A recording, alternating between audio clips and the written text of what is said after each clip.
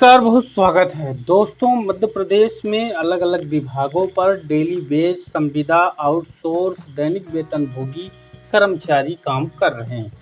अब लंबे समय से ये कर्मचारी अलग अलग विभागों पर काम कर रहे हैं, तो जो इनके ऊपर रेगुलर स्टाफ होता है या फिर संबंधित विभाग के जो रेगुलर कर्मचारी होते हैं, वो कहीं ना कहीं इनके साथ ज्यादती भी करते हैं।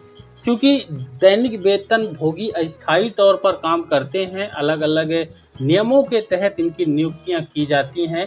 कुल मिला के समझिए कि एक तरह से मजदूर हैं, जितने दिन काम में जाएंगे उतने दिन का इनको जो राशि है वो भुगतान की जाएगी। लेकिन कई बार देखने में आता है कि इनका शोषण बहुत ही ज़्यादा संबंधित विभाग या कर्मचारी या अधिकारी करते हैं। अब यहाँ पर जो दैनिक वेतन जागरूक होते हैं, वो आगे तक लड़ाई लड़ते हैं। अगर आप भी इसी तरह किसी भी विभाग में काम कर रहे हैं मध्य प्रदेश के अलावा भी, तो भी आपके लिए एक बड़ी राहत की खबर है। यहाँ पर आज हम वीडियो में दिखाएंगे, थोड़ा बड़ा होगा, इसको पूरा देखिएगा, लेकिन यह आपके बहुत काम की खबर होने वाली है। बिजली कंपनी ने आउटसोर्स कर्मचारी को मौखिक निकाल दिया था, जिस पर अब 5 लाख मुआवजा संबंधित जो विभाग है, बिजली विभाग, उसको देना पड़ेगा। कर्मचारी को 5 लाख रुपए विभाग की तरफ से मिलेंगे और यह कोर्ट का आदेश है। इस पर लड़ाई कहां कहां की गई है और कहां कहां से संबंधित जो बिजली कंपनी के आउटसोर्स कर्मचारी है उसको सफलता मिली है, इसको पूरा बड़े ध्यान से देखिएगा और समझिएगा। जबलपुर स्थित high court of Madhya Pradesh में विद्वान न्यायाधीश श्री मिलिंद रमेश फड़के ने याचिका संख्या यहाँ पर देख सकते हैं 4540/2023 MPMKVV CO LTD and others बनाम सुरेंद्र कुमार गुप्ता मामले में फैसला सुनाते हुए बिजली कंपनी को आदेश दिया है कि वह सुरेंद्र कुमार गुप्ता को 5 लाख मुआवजा देगा।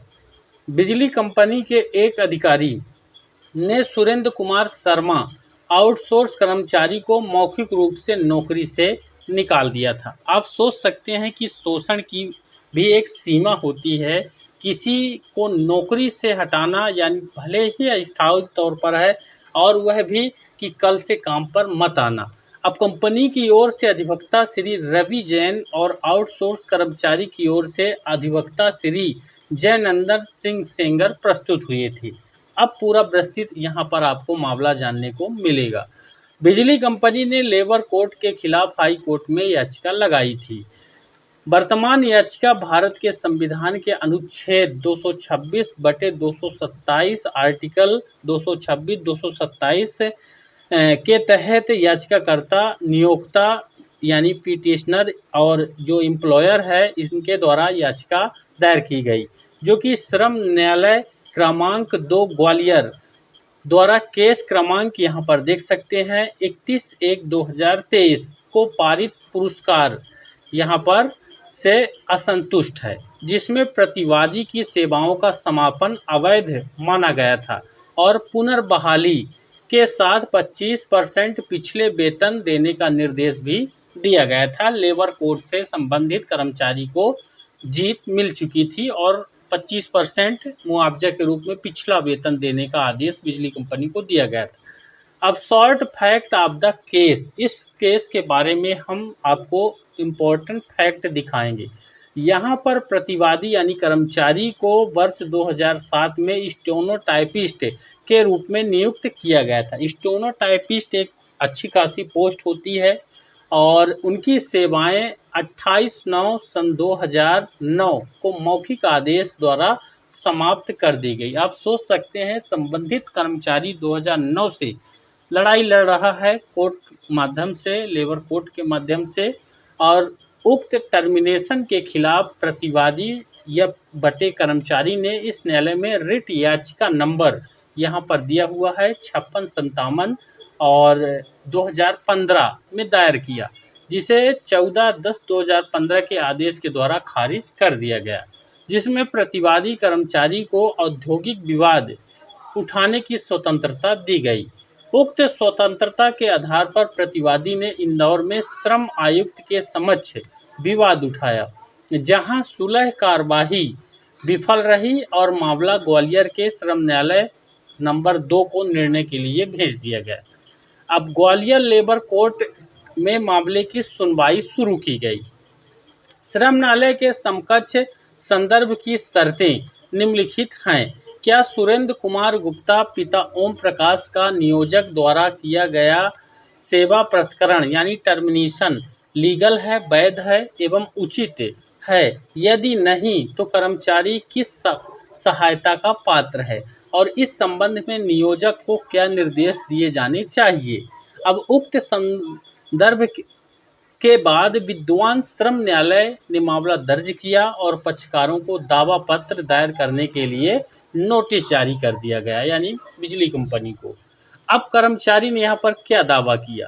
कर्मचारी ने दावा पत्र दायर कर कहा कि उन्होंने एक कैलेंडर वर्ष में 240 दिनों से अधिक काम किया था, इसलिए उनकी सेवाएं बिना मुआवजा और कानूनी प्रक्रिया का पालन। ध्यान रखना है यहाँ पर सभी अस्थायी कर्मचारियों को कि उन्होंने एक कैलेंडर वर्ष में अगर 240 दिन यहाँ पर सेवा दिया है तो उनके लिए भी इस तरह के फैसले आ जाएंगे।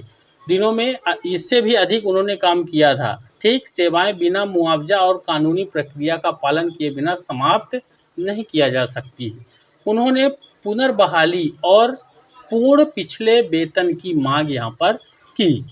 वहीं बिजली कंपनी का इस पर जवाब क्या है? याचिकाकर्ता बटे विभाग ने जवाब दायर कर कहा कि प्रतिवादी को सेवा नियमों के अनुसार नियमित नियुक्ति नहीं दी गई थी, यानी अस्थायी नियुक्ति थी। न ही कोई विज्ञापन एडवर्टाइजमेंट जारी किया गया था और न ही योग्य व्यक्तियों पर विचार किया गया। उनकी नियुक्ति निश्चित अवधि के लिए की गई थी जो समय पर विस्तार के अधीन थी, यानी ऐसे ही रख लिया गया था, ऐसा बिजली कंपनी का दावा था। नियमों का पालन किए बिना और अनियोग्य उम्मीदवारों को चयन प्रक्रिया में भाग लेने की अनुमति दिए बिना उनकी नियुक्ति नियमित नहीं थी, इसलिए उन्हें पद पर रहने का कोई अधिकार यहाँ पर नहीं है, ऐसा कंपनी की ओर से दलील दी गई थी, यानी कंपनी ने अपने बचाव के लिए। अब ग्वालियर श्रम न्यायालय का डिसीजन क्या आया? साक्ष्य और अभिलेख की समीक्षा के बाद विद्वान श्रम न्यायालय ने 31/1/2023 को विवादित पुरस्कार पारित किया, जिसमें कहा गया कि प्रतिवादी कर्मचारी जिसने 8 वर्ष से अधिक समय तक काम किया, समापन अवैध और अनुचित था, इसलिए वह पुनर्बहाली और 20% पिछले वेतन का हकदार है। बिजली कंपनी ने लेबर कोर्ट के डिसीजन को चैलेंज किया, कहां पर? हाई कोर्ट में।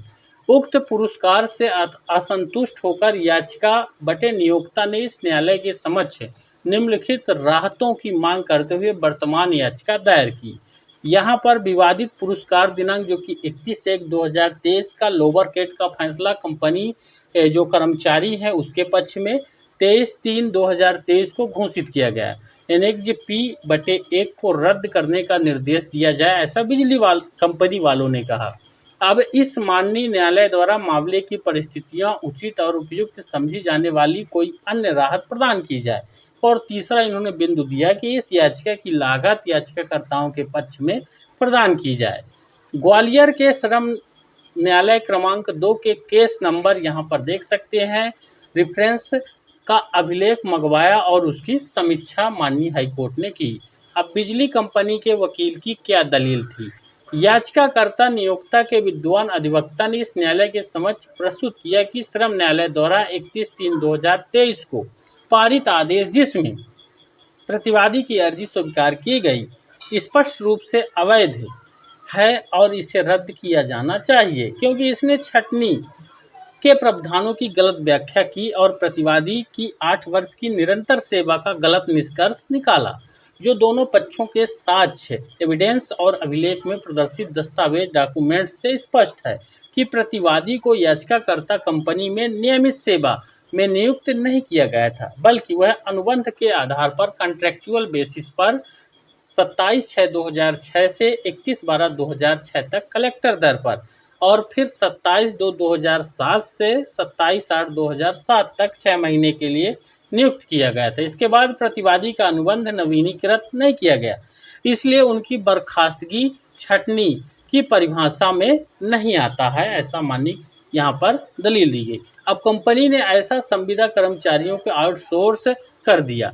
ऐसे संविदा कर्मचारियों के लिए यह भी प्रस्तुत किया गया कि विद्वान श्रम न्यायालय ने इस तथ्य पर विचार नहीं किया कि अनुबंध अवधि समाप्त होने के बाद प्रतिवादी बटे कर्मचारी को विभिन्न सेवा प्रदाताओं के माध्यम से नियोजित किया गया था और अंतिम बार उनकी नियुक्ति 1/7/2015 से 31/7/2015 तक सेवा प्रदाता मेसर्स इंडस्ट्रियल लेबर सप्लायर के माध्यम से विस्तारित की गई थी। अब इसके बाद जनशक्ति आपूर्ति का अनुबंध messrs Balaji detective and security service Indore को दिया गया था, लेकिन प्रतिवादी बटे कर्मचारी ने उन्हें पक्षकार नहीं बनाया, इसलिए आवश्यक पक्षकारों के गलत जोड़ के आधार पर वर्तमान याचिका को खारिज करने की प्रार्थना बिजली कंपनी की तरफ से की गई थी। आप देख सकते हैं कर्मचारी को ठेका पर भी रखा गया, संबंधित कर्मचारी को। अब आगे फैसला देखिएगा।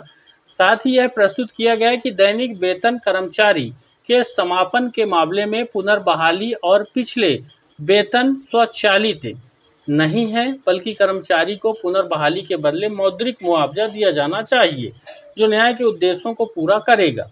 विद्वान श्रम न्यायालय ने गलत तरीके से यह पुरस्कार दिया। इस संबंध में सुप्रीम कोर्ट के जितुभा खान संगजी जडेजा बनाम कच्छ जिला पंचायत, यहाँ पर देखिए पुराने एक फैसले का हवाला लिया गया के मामले में 23/9/2022 को दिए गए निर्णय पर भरोसा किया गया। अब आप देखेंगे कर्मचारी के वकील की दलील क्या थी।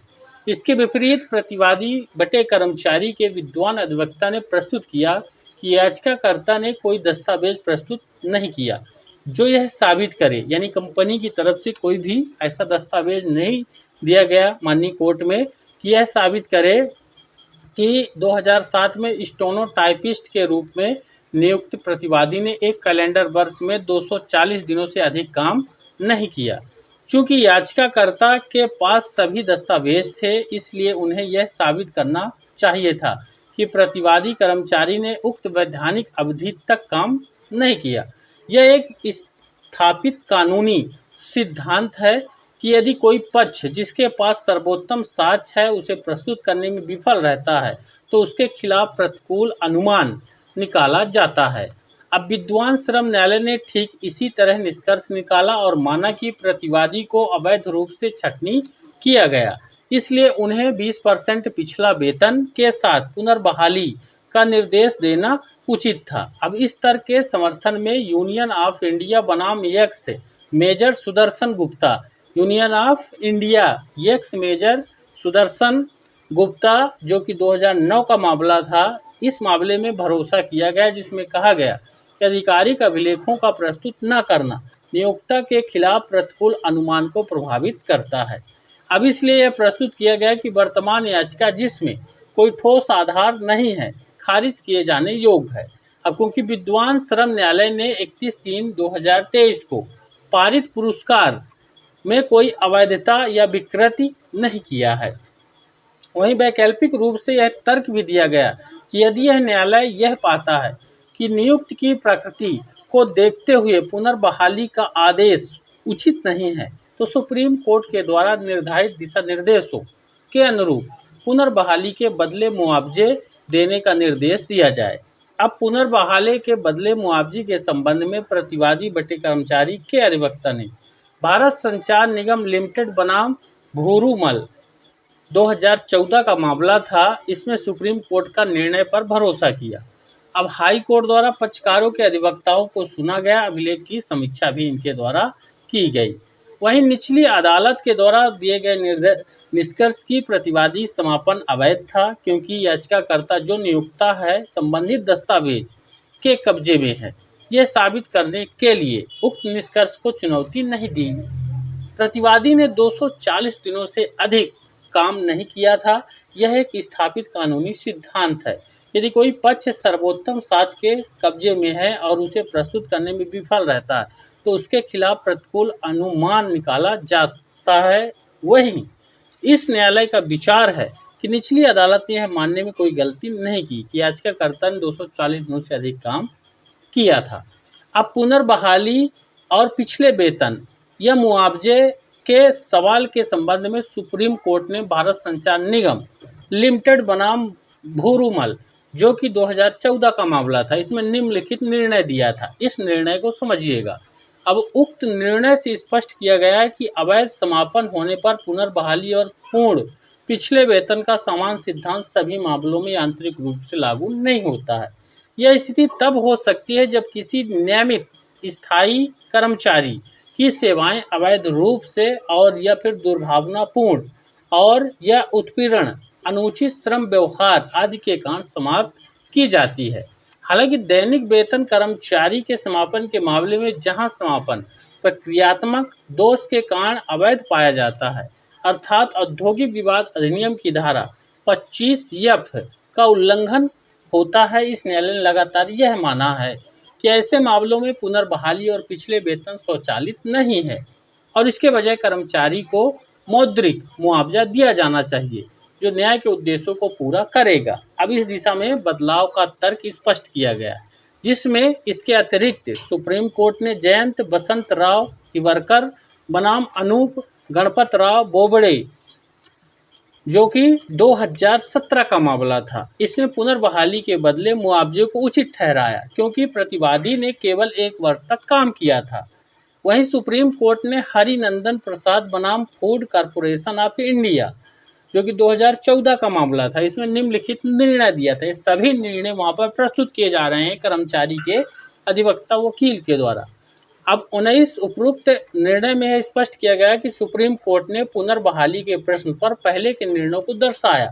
बीएसएनएल बनाम मान सिंह में इस निर्णय ने यह माना कि औद्योगिक विवाद अधिनियम की धारा 25F के उल्लंघन के कारण समापन रद्द किया जाता है, तो पुनर्बहाली का राहत स्वचालित रूप से देना आवश्यक नहीं है। इंचार्ज ऑफिसर बनाम शंकर शेट्टी के मामले में यह माना गया कि जिन मामलों में कर्मचारी ने दैनिक वेतन आधार पर काम किया और केवल 240 दिन या 2 से 3 वर्ष तक काम किया हो और समापन कई वर्ष पहले हुआ हो, वहां हाल ही की प्रवृत्ति पुनर्बहाली के मुआवजे के बदले मुआवजा देने की रही है।